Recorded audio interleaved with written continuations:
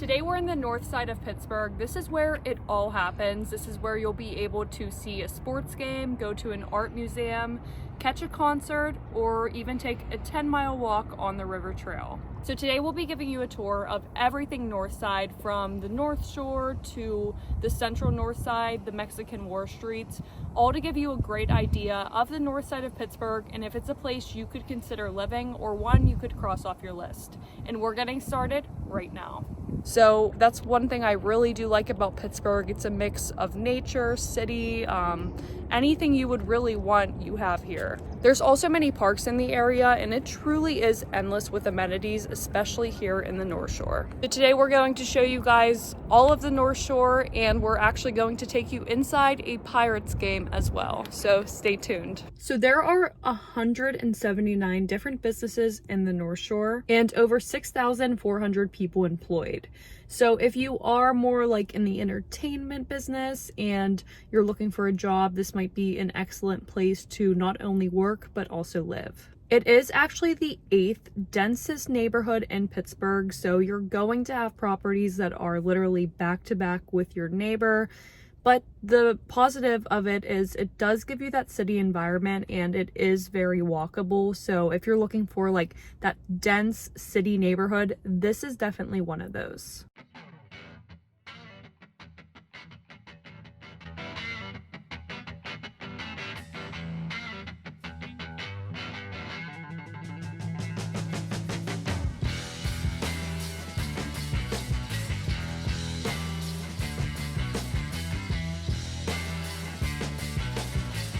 We're here at Rivers Casino. This is Pittsburgh's only casino located in the city. So this is actually in the North Shore, in the heart of downtown. It's beautiful. It's a huge casino and has over 3,000 slot machines with over 100 table games.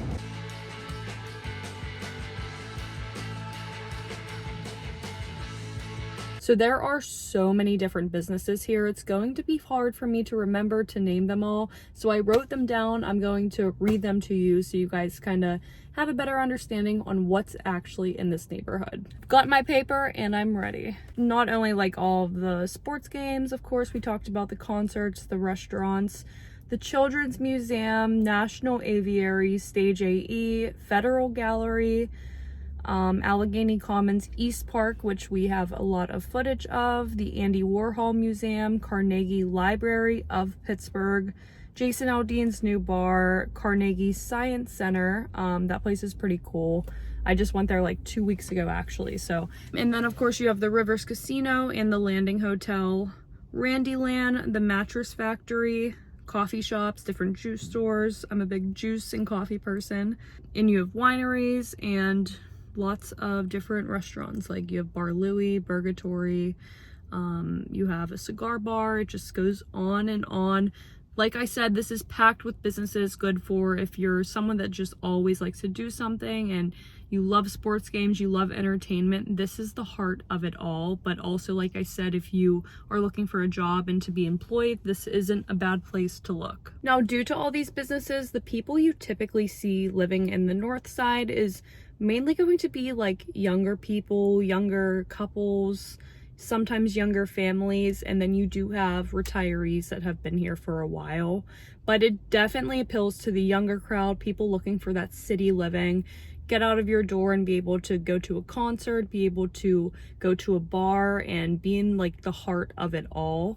Typically, you see more families going into the suburbs, not typically a family place, the North Shore, but I do have a few families who have moved to the Mexican War Streets and do seem to like it. Also, for the people who are looking for walkability, this is the 17th most walkable city neighborhood, so very walkable. Like I said, it's very compact and very dense. Now, something about the north side that I definitely need to tell you guys, it has completely been transformed over the past few years. Like, it used to not have the best reputation, but now they've gone in and have taken down a lot of the old real estate, have renovated the old homes, are building new homes, and it's really like a transformative area that I feel is still going under transformation, but definitely like the property prices have risen so much over the past few years. It was pretty rare to find something like over 400, 500,000 a few years ago, and now you see things all the way in the $800,000 range. So that just shows you like the transformation that has taken place and is continuing to take place.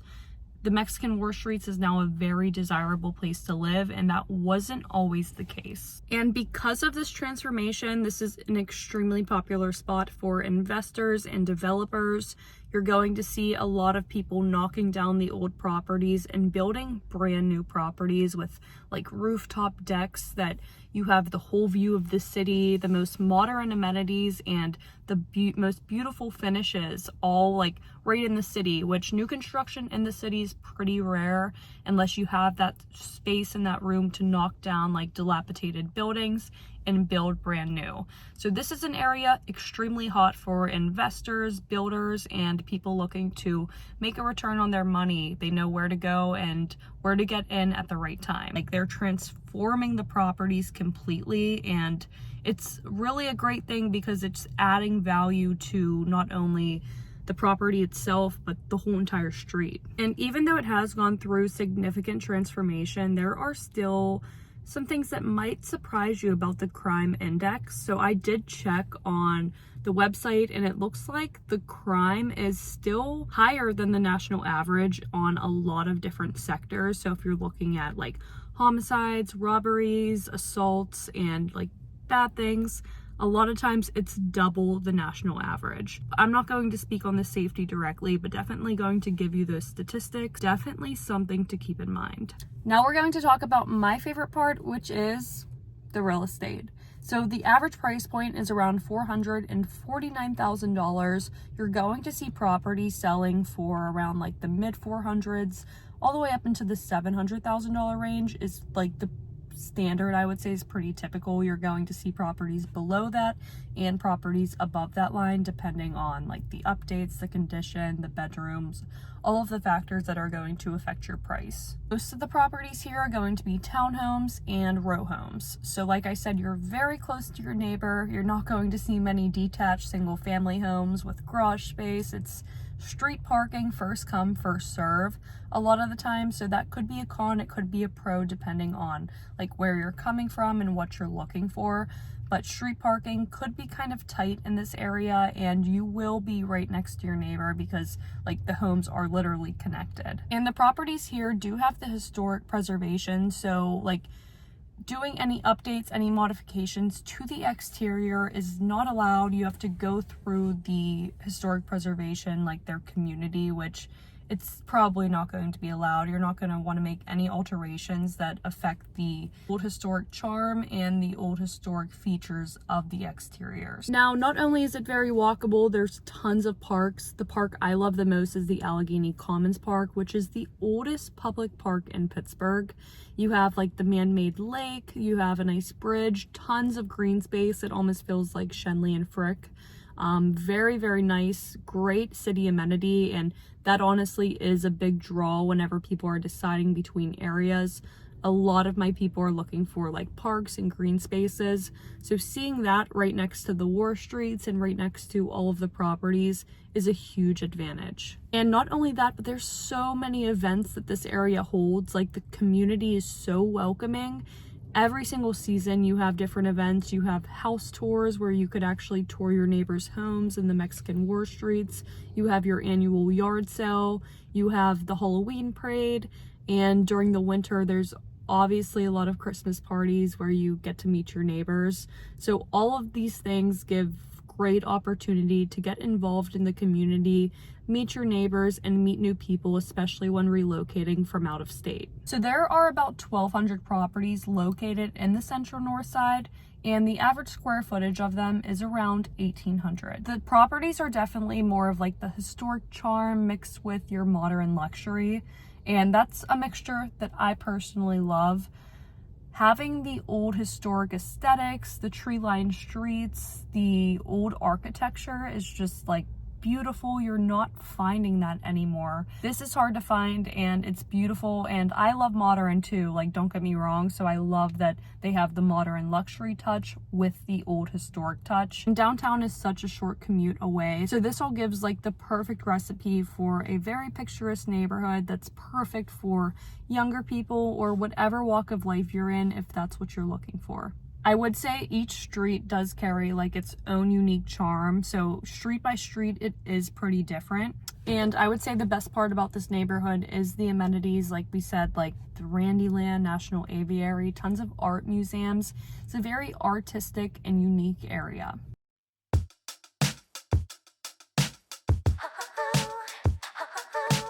Second baseman number 2, right.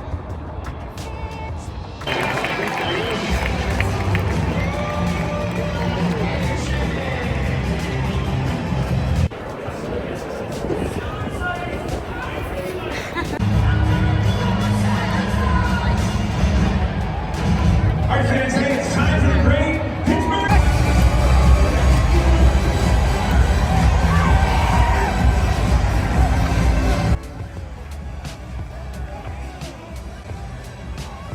But what are some cons about this area? Well, there is lack of grocery options. There's only one grocery supplier, that's Giant Eagle. Maybe it's a little too dense. It's an area that's currently undergoing transformation. Property prices have risen a lot, and it might be too dense and too close together for you. There is only one gym, so that's the YMCA, but I'm sure there's gyms nearby. And you are kind of like in the heart of downtown, so getting around's not the easiest. Our roads are pretty crazy here, and our drivers are not the kindest whenever you're trying to figure out your way of the land, so definitely like not the easiest roads and bridges to be crossing on a daily basis. And it's not as walkable to your everyday needs, such as like all your grocery options and things you would visit every day. More like local cafes, art galleries, science centers, museums, so not what you'll be visiting every day. I wouldn't say it's our most livable neighborhood whatsoever. And to address the elephant in the room, why is it named the Mexican War Streets? Well, it was actually named after the battles from the Mexican and American War. So if you are somebody that likes sports, you want to be in the middle of the action, you want walkability, you love old architecture and history, then this might be a perfect neighborhood for you to live in. If you are considering a move to Pittsburgh, make sure to give us a call, shoot us a text, send us an email, DM us on social media, however you want to get a hold of us. We've got your back when making a move to Pittsburgh. And if you want to learn absolutely everything else about our different neighborhoods, our real estate market, what neighborhood's going to be right for you, and what's it actually like to live in Pittsburgh, you could start by watching our next videos here. And we'll catch you in the next one.